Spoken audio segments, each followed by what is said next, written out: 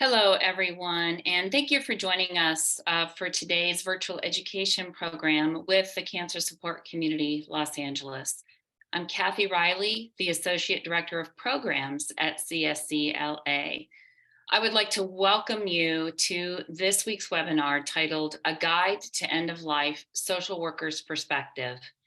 In part 2 of A Guide to End of Life series, Oncology social workers at Cedars-Sinai Cancer Patient and Family Program discuss psychosocial aspects of end-of-life care.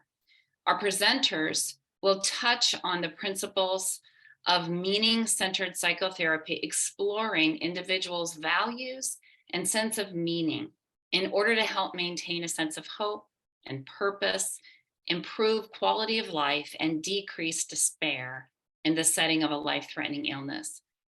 Before we begin, if this is your first time joining us, Cancer Support Community of Los Angeles is a premier nonprofit organization providing vital social and emotional support to families facing cancer, including patients, caregivers, and their loved ones, all at no cost. Our programs include support groups, healthy lifestyle classes, social activities, and educational programs such as this one. If you'd like to learn more about services or watch past webinars, please visit our website at cancersupportla.org. Before I introduce today's speakers, please note that your video and microphone are automatically disabled for the webinar. However, you may enter your questions into the Q&A feature, which you'll find at the bottom of the Zoom window at any time. Questions will be answered at the end of the presentation. We may not be able to get to all of your questions today, but our presenters are sharing their contact information with you, and I think you'll see that come up in the chat shortly, and then we'll share it again at the end of the webinar. Jennifer Christensen joined the Cedars-Sinai Cancer Patient and Family Support Program as a clinical social worker in 2020. She provides services to address the psychological, social, emotional, and practical needs of cancer patients and families as they cope with the complexities of cancer care. Ayaka Nakaj is a licensed clinical social worker with a decade of practice in diverse settings, including community mental health, case management, and medical social work. Ayaka currently serves as an oncology care coordinator at Cedars-Sinai and helps patients and families navigate the complex healthcare landscape. Jessica Ernest joined Cedars-Sinai Cancer Beverly Hills as a clinical social worker in 2017. For over 5 years, Jessica has been providing psychotherapeutic and resource management support to cancer patients and families as they cope with the complexities of cancer care. It gives me great pleasure to welcome today's speakers. And Ayaka, I will hand things over to you to share your screen and begin this talk. So thank you, ladies.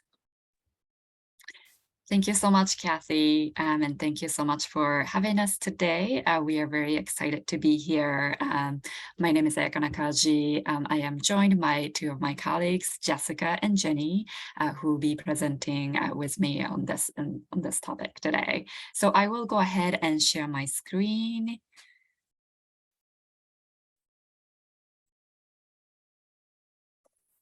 Okay, hopefully everybody can share the screen.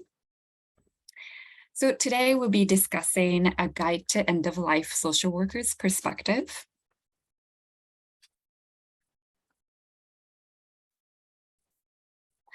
Here's today's overview. So we'll first go over psychosocial challenges and practical challenges when facing end of life, considerations for end-of-life decisions and discussions with medical teams and loved ones.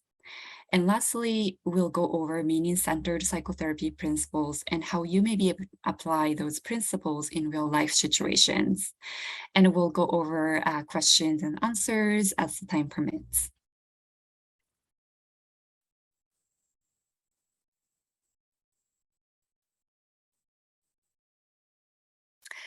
So I like to start with a polling question. The polling question will come up on your screen. So if you could take a moment to answer the question, have you discussed end-of-life care and concerns with your loved ones? And I will give 15 seconds to answer yes or no.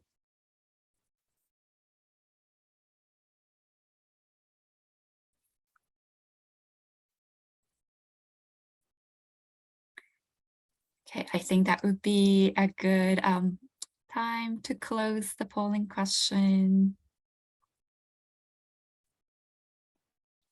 Perfect. Okay. Okay, great. So I see that 85% of the participants today have discussed end-of-life care concerns with their loved ones, and 15% of the participants said no. So that is actually a great number, much more than I have expected. So I wanted to start with this question because we understand that this end-of-life care planning and discussions can be emotionally charged and difficult to navigate to have with your loved ones.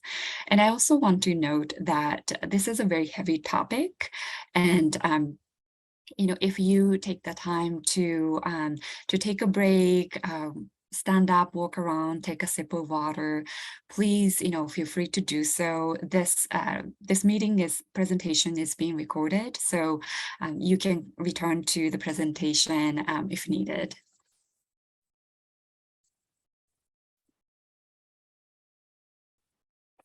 So here are some of many practical challenges that you may encounter. Financial concerns, so paying for treatment and other supportive services. How much does insurance cover? Is certain service in network or out of network? How about if you have to hire a private caregiver services? Transportation. Do you can you drive yourself to appointments? If you're no longer able to drive, who can drive you to appointments? Are there transportation benefits available through insurance plans? Completing legal documents such as advance directive, wills, and trusts. And while these are very important, it can get overwhelming to think about doing and completing all these complex legal documents. And I also would like to give a shout out to Miss Karen Morin's presentation that was done through Cancer Support Community a few months ago. She reviewed advance directive as well as polls extensively. So I encourage everyone to watch that presentation as well. And long-term care planning is another challenge as well. Who is going to be the primary caregiver or point of contact? Do you have to consider staying at boarding care or advanced or assisted living facilities? These are another challenging concerns as well. Here are some tips on tackling practical challenges.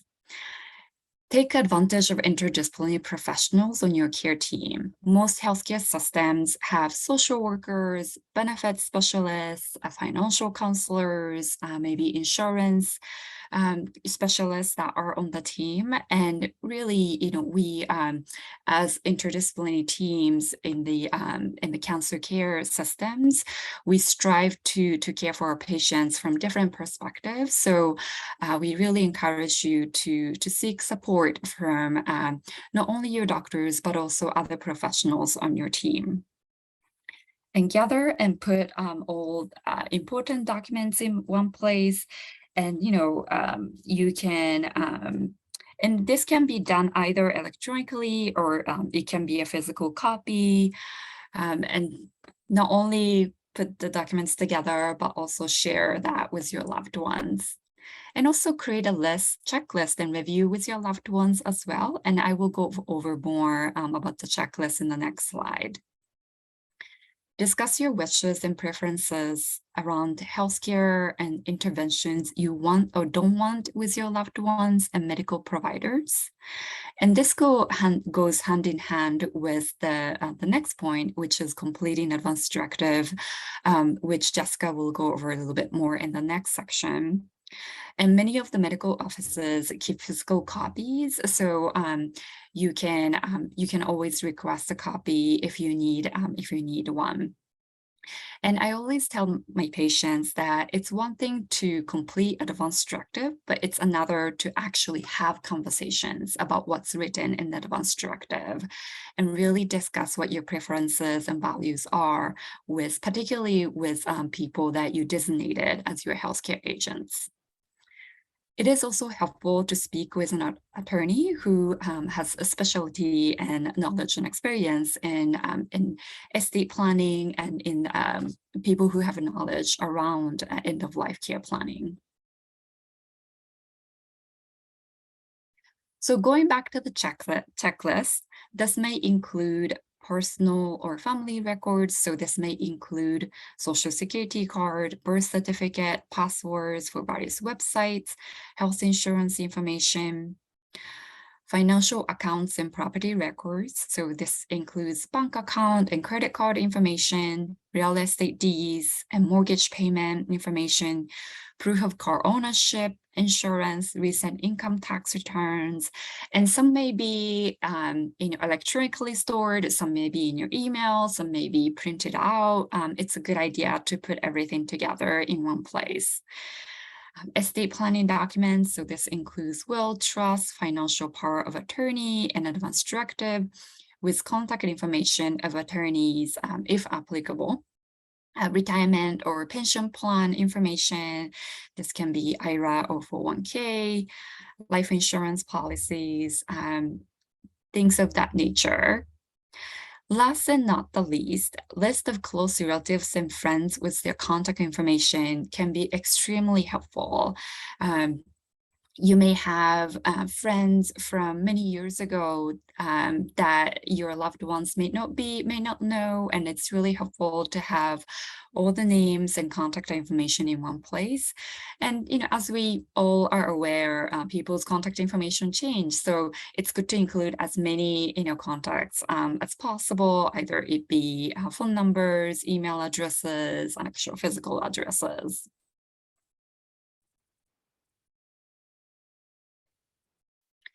And here are some of many psychosocial challenges that you may encounter. Unfinished business. So you may have had goals and aspirations that you wanted to accomplish, but may not be able to achieve them because of your illness. And anticipatory grief and loss. Similarly to the first point, you may have envisioned a life that you were supposed to live or you wanted to live, all the goals, life goals that you wanted to achieve, which may not be possible because of your illness. And there's also a loss of ability and roles that where you may not be able to complete a task or play a role that you've always played, being the breadwinner of the family, being the caretaker of the family, which now may need to change. Constantly having to revise the plan, that is really a big thing that a lot of our patients face. You may decide on what you want to focus on the remainder of your life, but you may change your mind or circumstances may change, which forces you to revise your plans. And having to live with constant changes can be very daunting and challenging. And family's expectations and your wishes and preferences might look differently from what your loved ones and families may want to see. And so navigating those conversations can pose a big challenge as well. In cultural consideration, aspects of culture, such as religious beliefs, dietary needs and restrictions, as well as spiritual beliefs, are all important considerations. In the end-of-life planning discussion, those things can at times pose a challenge, especially it may look differently from the dominant culture that we live in, or it may be difficult to practice in our current situations and settings. But your cultural background and upbringing can also be a great source of strength in navigating times of challenge and uncertainty. Here are a few of the tips of tackling psychosocial challenges that we wanted to share with you today. The first one is that know that it is okay to change your mind, no judgment. This is a fluid process, and everyone's journey looks different, and you may have decided on something and have shared that with others. It is totally okay to change your mind. And similarly, everyone is different, and there is really no right or correct way of navigating the process. It is a highly individualized and personal process, and there is no absolute answer to each situation. And find a community of people that you can lean on. Community may look like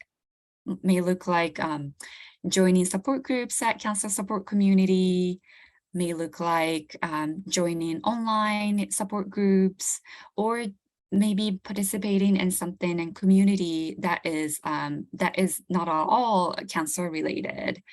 And you can have various different types of communities as well. But the point is that to have people that you can lean on in these challenging times, that may not just your loved ones, but outside of your families as well. You can set your own limits as to how much you want or don't want to share about your illness with others.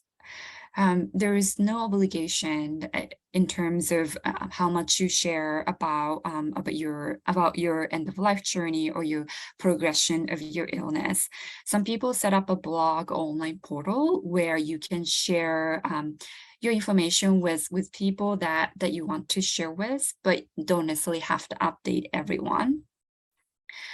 You can designate, trusted person, either family member or trusted friend, to be the point of contact so that people can contact them instead of contacting you for updates and information.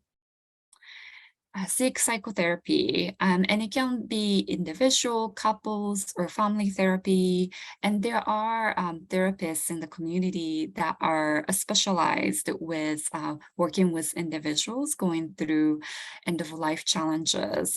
So it can be incredibly helpful to seek professional help in this way.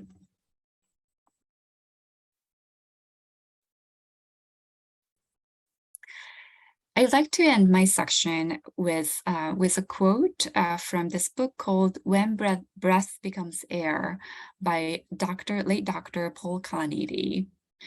He was diagnosed with lung cancer and passed away at age 37. When he was diagnosed, he decided to write a book, which turned into this beautiful book that I recommend to anyone who's interested. He said, "The tricky part of illness is that as you go through it, your values are constantly changing. You try to figure out what matters to you, and then you keep figuring it out. It felt like someone had taken away my credit card, and I was having to learn how to budget.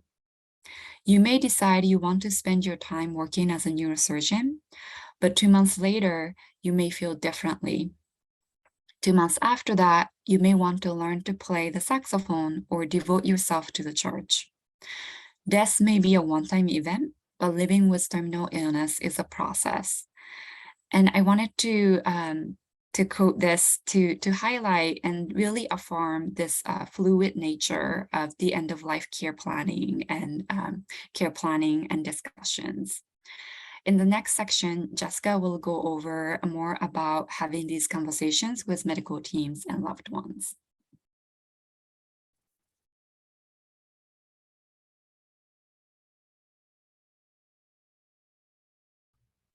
Thank you, Ayaka.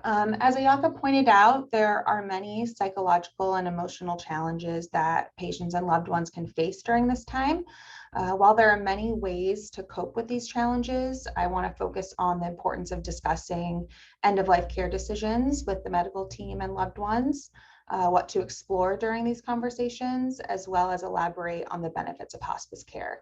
All of these are avenues to gain clarity on your wishes and a sense of control and safety during this time. So living with advanced cancer can lead to feeling lost and afraid. Being prepared to deal with what can happen toward the end of life can enable you to get the support and care you need so you can have the best quality of life possible. End-of-life planning and preparation is also known as advanced care planning. This can be a time to focus on physical, spiritual, emotional, and family concerns. Patients and loved ones often have questions about what might happen during the last stage of life. So understanding what to expect and planning for end-of-life decisions might help one maximize living and feel a sense of control over what time is left. Advanced care planning consists of thinking about what matters most to you, discussing your thoughts with loved ones, and recording and sharing your wishes with those you trust and your healthcare team. This is a process, like Ayaka said, that is fluid and can change in real time as new challenges impact your quality of life.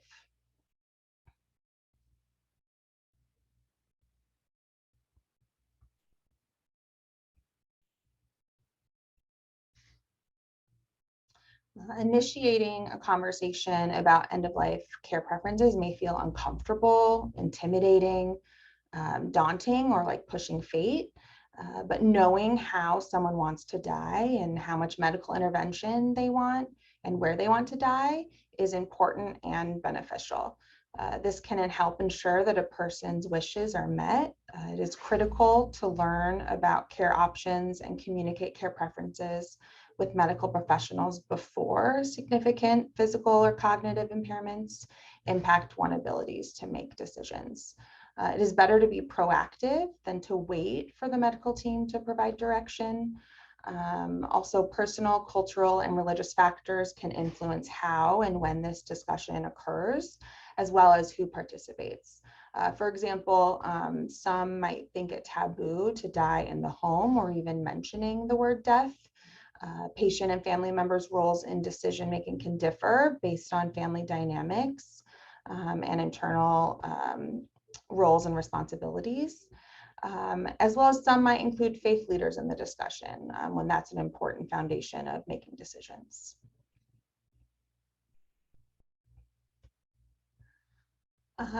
So I wanted to focus on 3 areas to talk about with your loved ones and medical team. One being treatment decisions. The goal of any cancer care is to give one the best quality of life possible. It's important to determine what your lowest acceptable quality of life is, and then understand how each medical option and decision can impact your quality of life. This is a very personal decision and issue, keeping in mind that, like Ayaka said, decisions do not have to be forever. You may change your mind about treatment and what is an acceptable quality of life based on real-time change in circumstances. So we often encourage patients and family to check in throughout the treatment process to continually assess your quality of life and to determine if changes need to be made to better align with your goals and values. The second area to focus on is advanced directives and PULSed. So advanced directives put your decisions about your future healthcare in writing, and it's a legal document that guides loved ones and medical teams in making medical decisions that are in line with your wishes, goals, and values when you're no longer able to advocate for yourself. Talking to your family about your wishes so they know what you want. Be sure your closest family members can quickly and easily find a copy.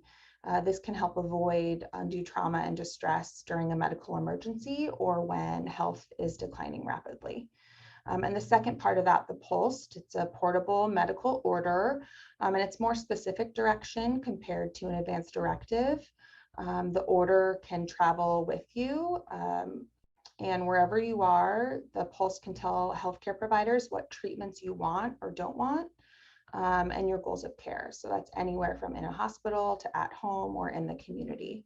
And as social workers, we try and stress the difference in terms of if you are wanting to be DNR or DNAR, do not attempt resuscitation. For example, if you're in the community and 911 is called in an emergency, the pulse is actually a doctor's order. So an ambulance or paramedics, things like that, can abide by the DNR order. Whereas advanced directive is just a guide. It's not an actual order. So in an emergency, they might actually administer life-sustaining treatment. So as Ayaka said, for more detailed instructions on the pulse and advanced directive, we do want to refer you to the Cancer Support Community Facebook page, where they have the webinars from previous presentations. And then the third thing I want to highlight to discuss is hospice care. And I wanted to start with, Nurse Sarah Lowe in her previous presentation brought up this quote by Cicely Saunders, the founder of the first hospice. It's you matter because you are you, and you matter to the end of your life. We will do all we can, not only to help you die peacefully, but also to live until you die. So hospice is a program that gives special care to people who, with a prognosis of 6 months or less, and have stopped treatment to cure or control disease. It offers physical, emotional, social, and spiritual support for patients as well as their families. Unlike other medical care, hospice focuses exclusively on a person's comfort and dignity near end of life. And the hope is that hospice brings an optimal quality of life, making the best of each day. And the previous webinar, Nurse Sarah Lowe went into more specifics of the hospice services. People with advanced cancer should have a discussion with their loved ones and the doctor to decide together when and if hospice care should be considered. Unknown care goals can delay access to hospice care, resulting in hospice beginning when someone is just days or hours from death, and this scenario happens far too often. Misconceptions about hospice care are well documented and prevent open discussion among patients, families, and the medical team. And the result is unwanted, unsuccessful care and hospitalizations instead of months of hospice care that could have provided symptom management, time for reminiscence, support for family, and a death at a desired location. So the next couple slides go over a list of questions to consider when exploring this topic with loved ones and the medical team. What do you value most about your life? Do you still want to pursue every possible treatment? When treatment remains unsuccessful, do you imagine wanting to stop? What is your lowest acceptable quality of life? How do you feel about an extended hospitalization or residential facility? Do you want to die in your home? Would you want to be pain-free even if it meant trading comfort for alertness? Who do you want around when you are dying? Who do you want to designate to make medical decisions? Have you shared your care preferences with that person? Do you want a funeral, memorial service, or obituary? And if you do want a funeral, what music would you want? Who would you want to speak at there? Would you want your body to be buried, cremated, or donated to science? Again, this is just a starting point of kind of what to explore. And, it's important to, again, kind of key points. It's important to consider a person's personal, religious, and cultural history. The conversation is not one and done. Determining care decisions may need to occur repeatedly for clarification throughout illness and end of life, because priorities, circumstances, and health status, as well as quality of life, may change.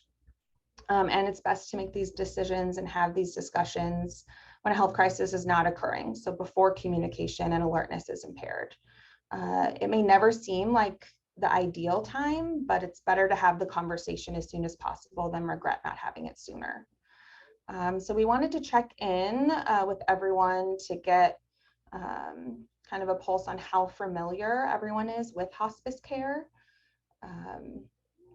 So just take the next couple seconds to add that in.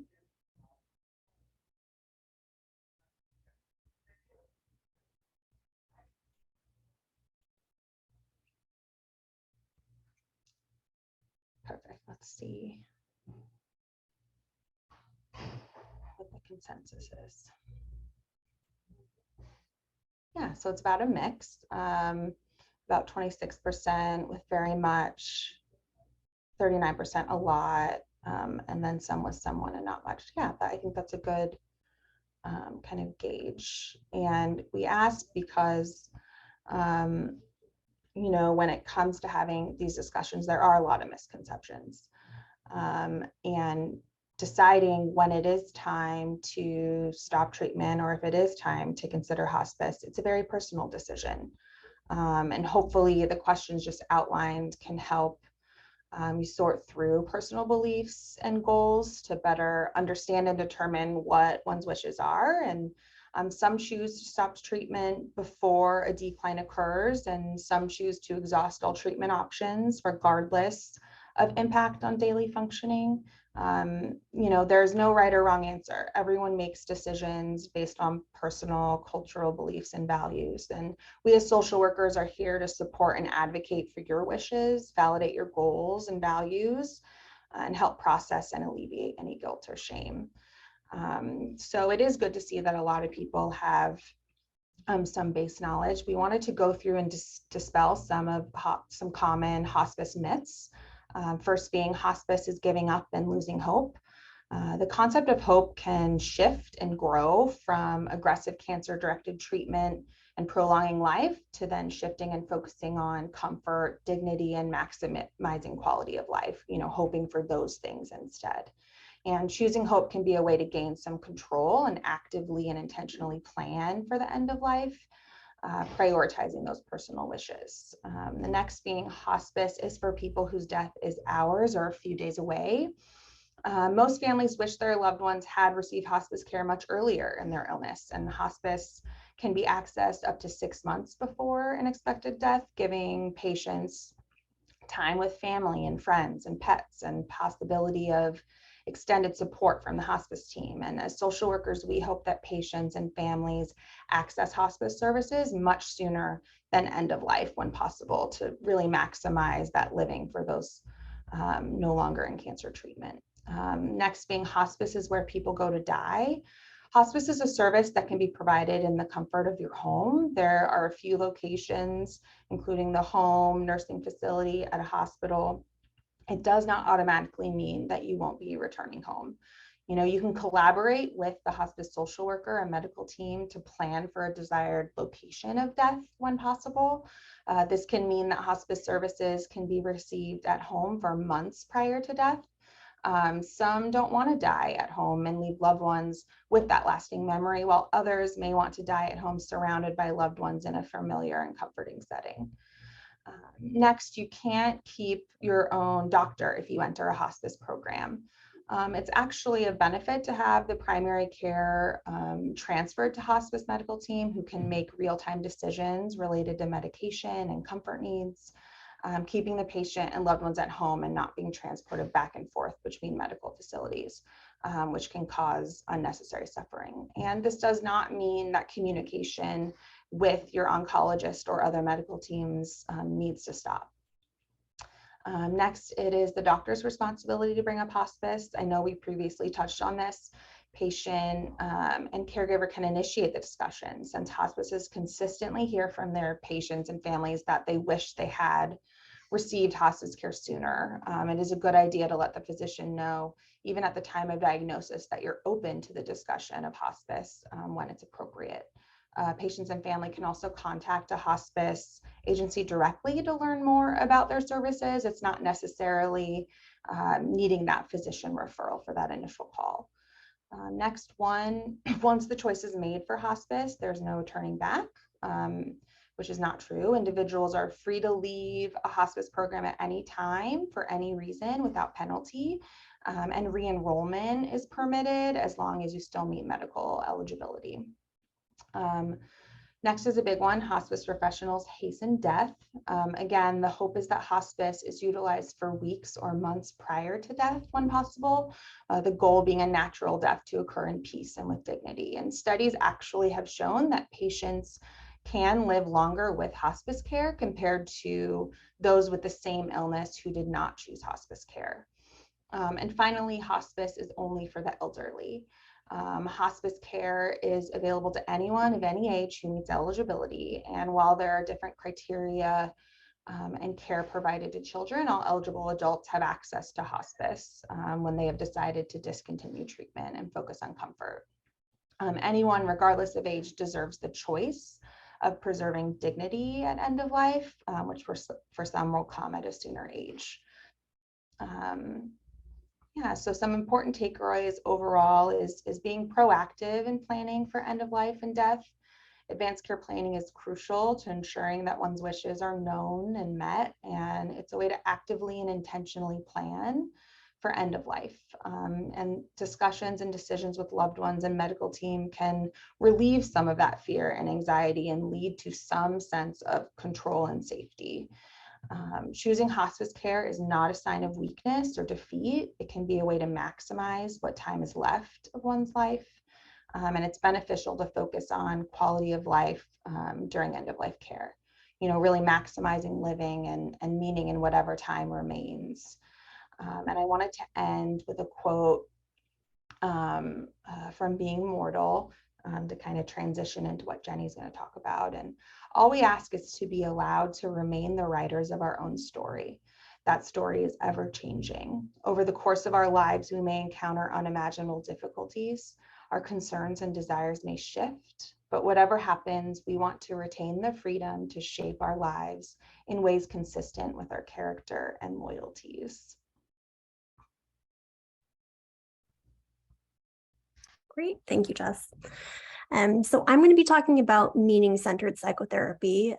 So there are many ways that you can, find meaning and alleviate any sort of despair at end of life, but we really wanted to focus on some of the concepts from meaning-centered psychotherapy.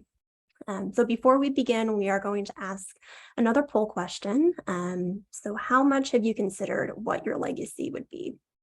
So I'll give you guys a few seconds to answer that.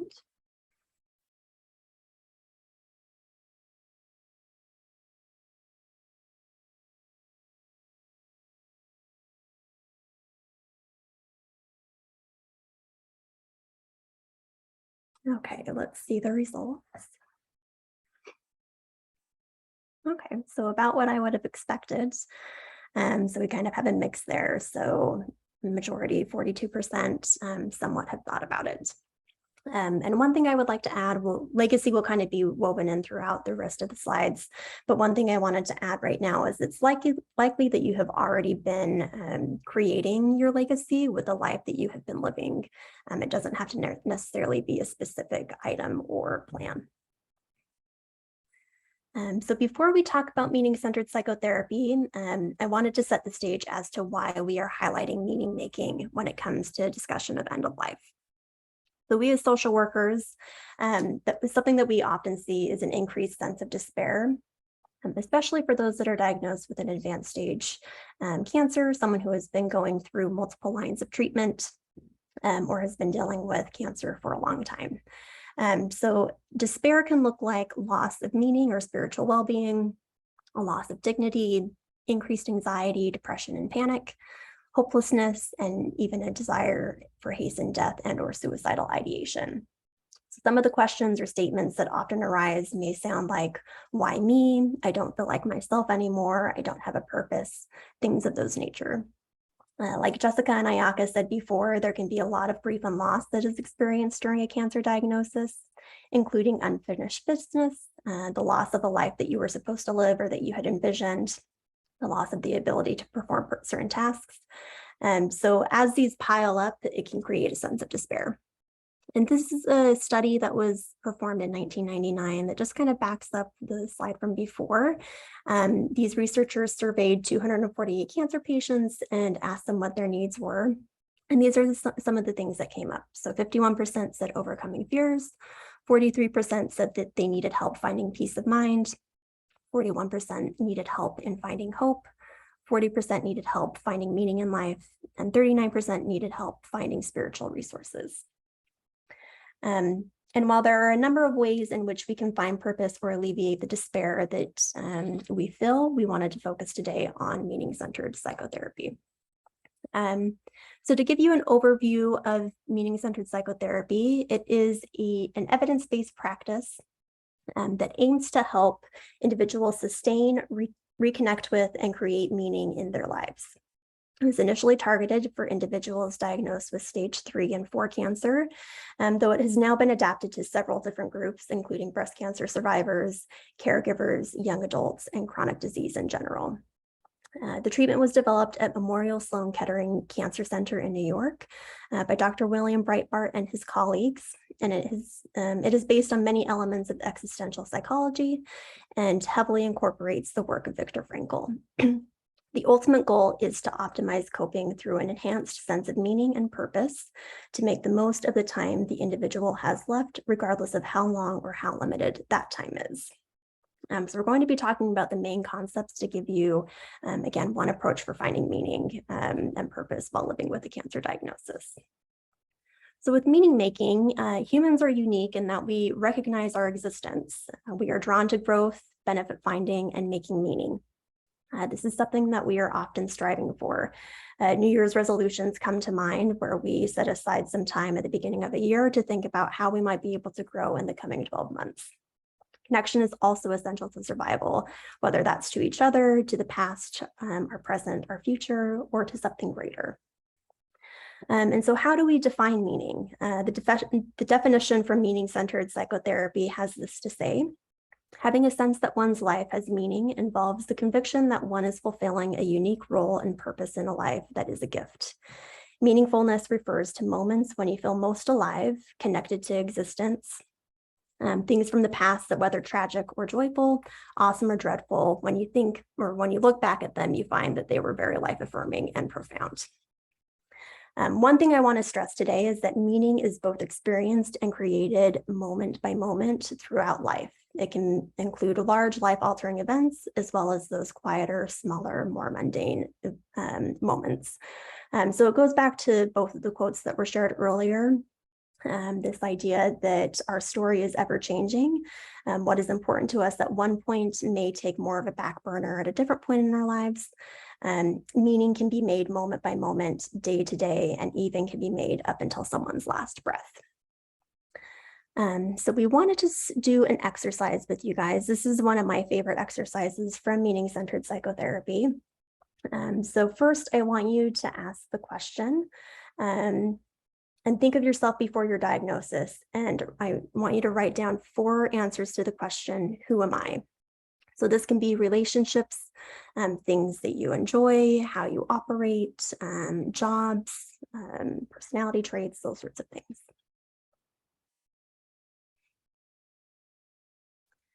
And then after you've answered that question with 4 answers, now I want you to ask yourself the same question, but I want you to think about how you would identify yourself now after your cancer diagnosis.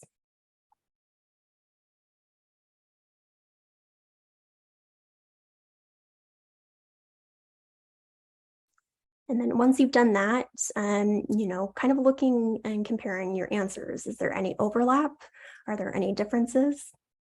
It's not unusual for many of our core values to still be there. It may just be that the order of importance may have shifted. So for instance, I had a patient who had identified as a hard worker prior to her diagnosis. And while she still identified that way after her diagnosis, she also acknowledged that she identified more with living a healthy lifestyle.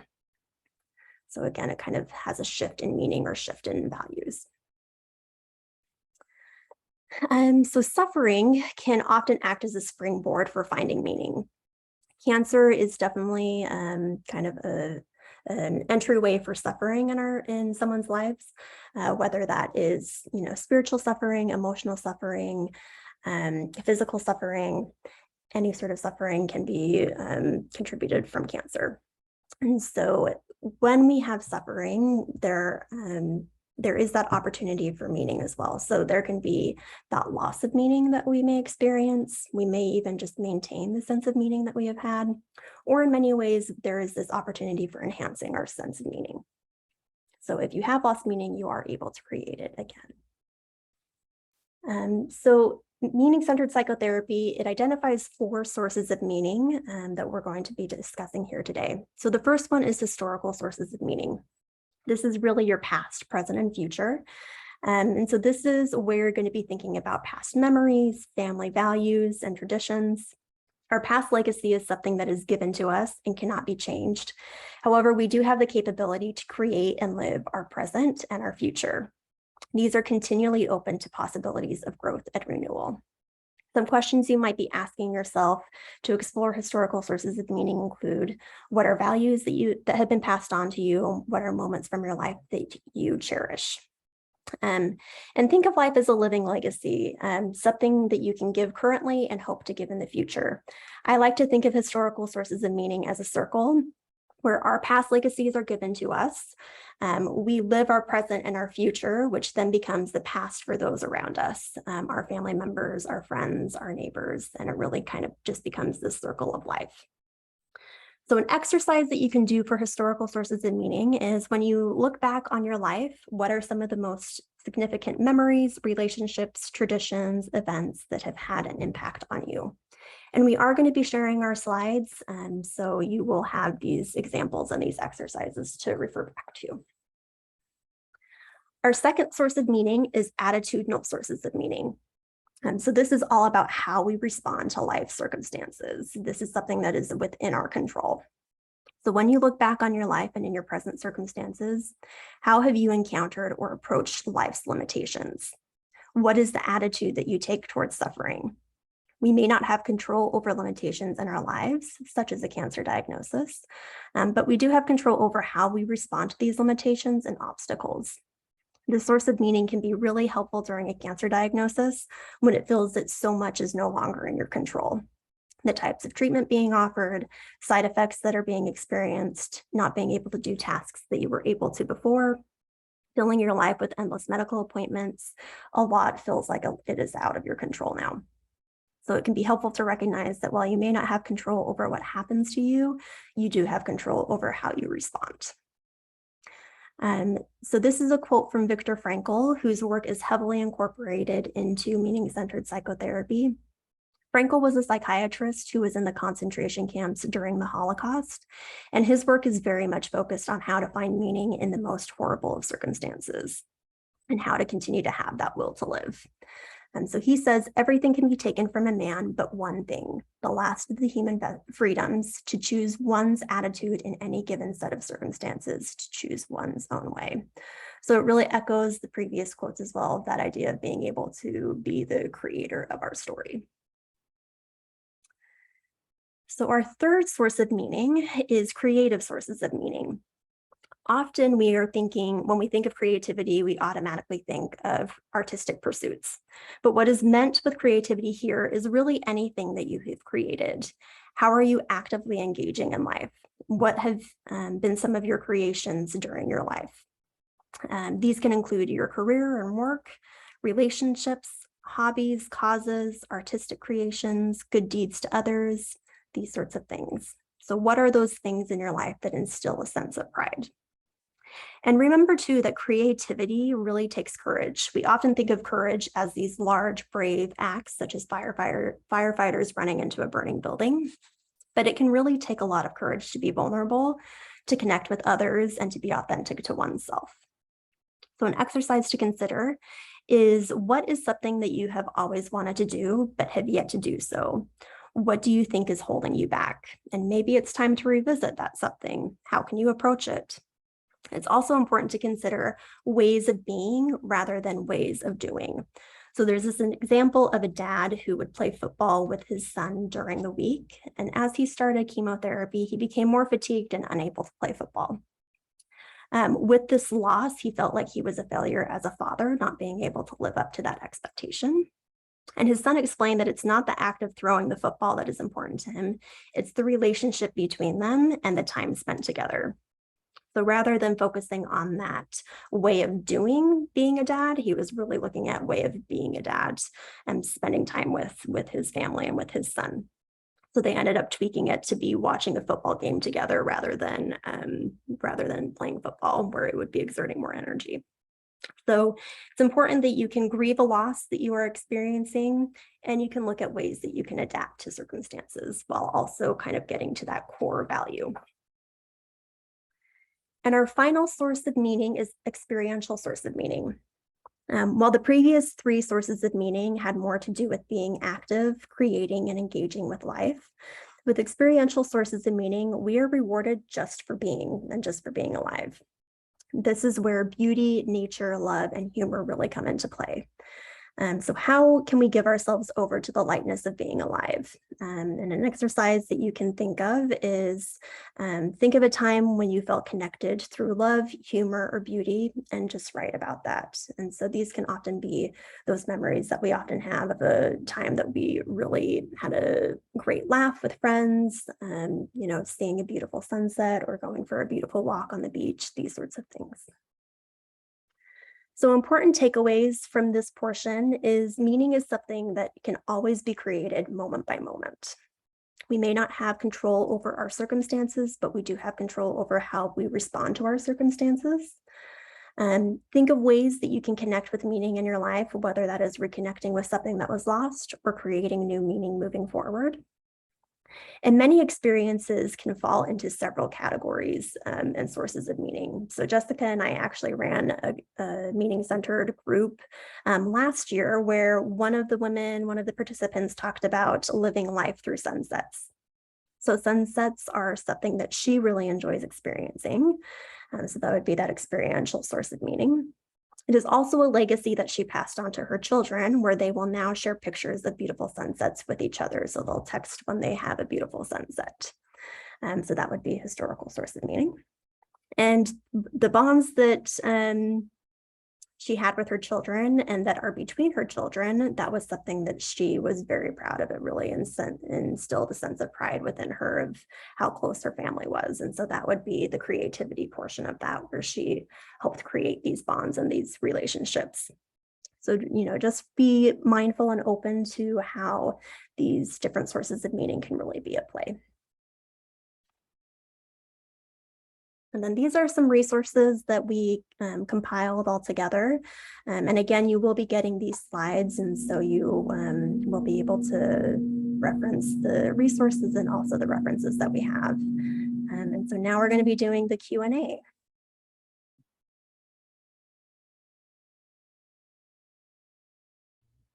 Yeah, and I did want to note, Nurse Sarah Lowe, she did remind us for the hospice piece, the 6 months prognosis is more arbitrary. Hospice can always be extended.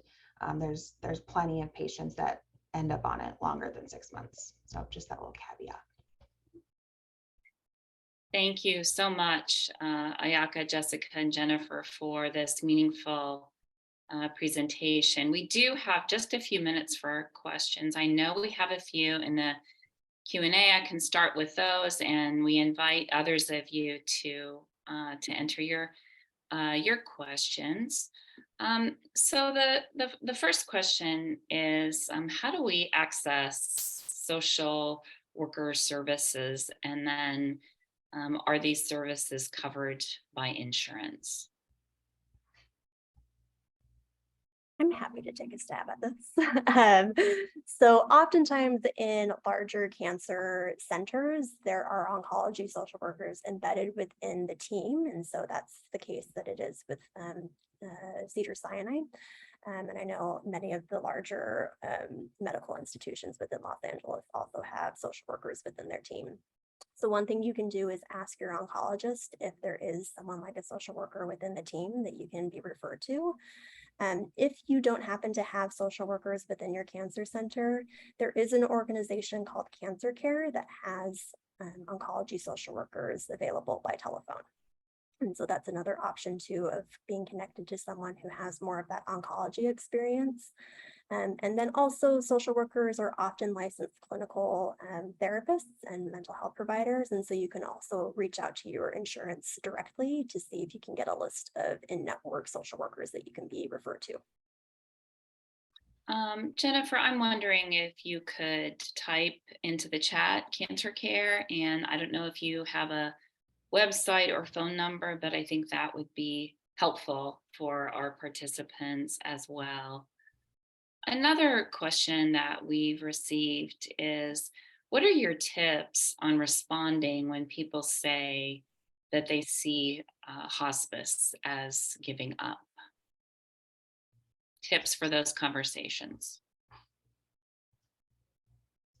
Yeah, I think part of that is that concept of hope shifting, and instead of looking at it as giving up, it's a choice of kind of taking action and planning for your death and choosing what's best for you. And that shift from hoping for a cure or hoping for, effective treatment can shift to hoping for comfort and hoping for dignity and time with your family and quality of life, So it's really shifting the perspective of what the benefits of hospice are, because not everything at this stage is going to be about treatment, because sometimes treatment is more damaging and impacts your quality of life in a way that you won't be able to have quality time with your family. So I think providing that perspective to people can really help open up that door for a more meaningful conversation about it. Yeah, thank you for that. We also have a practical question that has come in about, you've mentioned POLST in your talk, and information about where you get that. So if one of you could talk a little more about that and give some advice, that would be terrific.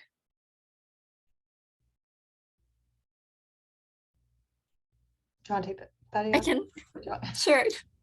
Yeah, so POLS or physician order of life-sustaining orders. So I would say most of the particularly inpatient hospital settings, like they carry actual physical copies and they look pink, so it's something that like you won't miss. So if this is something that for the most part, doctors would approach patients about. But if it's something that is of your interest and you like to complete, you can bring it up to the doctors, and they most likely their office clinic would carry a physical copy of a POLST.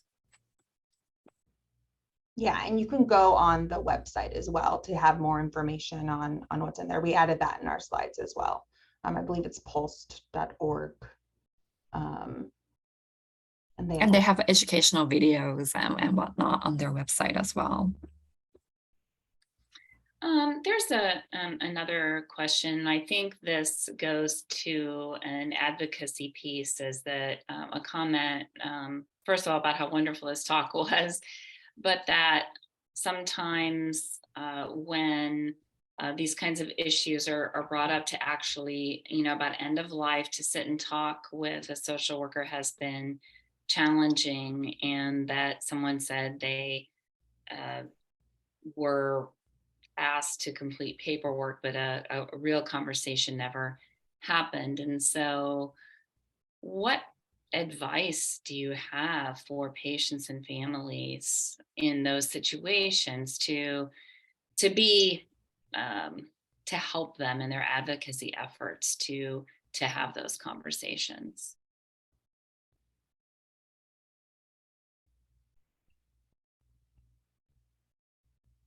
Yeah, I would say outside of requesting an assigned social worker at your clinic, it also could be a question of asking if supportive care medicine, which is palliative care team, can also be brought into the folds, because those teams are used to having those in-depth conversations, especially around goals of care and treatment options. So it's just another resource that medical networks have to really focus in on those conversations. If it's something that you've run into challenges connecting with the social worker. Because yeah, I mean, it's important that you have access to people on the team that are going to be able to kind of walk you through these questions and have space to kind of explore those ideas, especially if it's something you haven't talked about with family yet. So, we just encourage everyone to continue to advocate to find the right people at your clinic and in the office, because they do exist.